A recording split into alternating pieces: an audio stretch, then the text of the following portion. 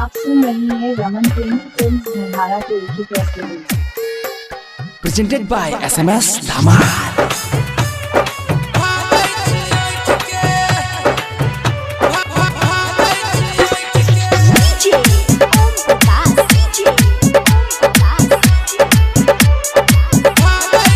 नाच कर छौड़ी किया भागै छी ओठ के नाच कर छौड़ी किया भागै छी ओठ के चुमा लेबो नोट तोरा चोली पर रख के नाच कर छौड़ी किया भागै छी ओठ के नाच कर छौड़ी किया भागै छी ओठ के चुमा लेबो नोट तोरा चोली पर रख के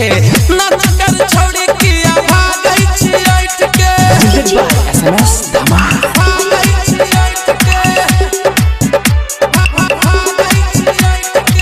सबके नजर छौ तोरे ऊपर गे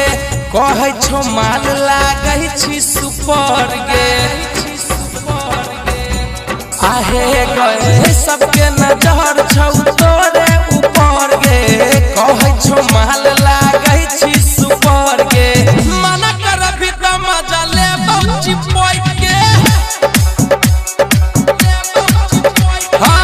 मना कर भी त मजा लेबौ चिपक के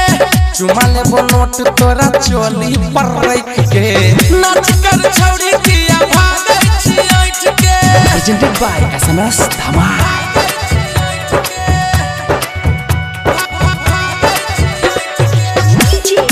चुमा लेबो नोट तोरा चोली पर रख के राइटर जितेंद्र के माइन जो ना बात गे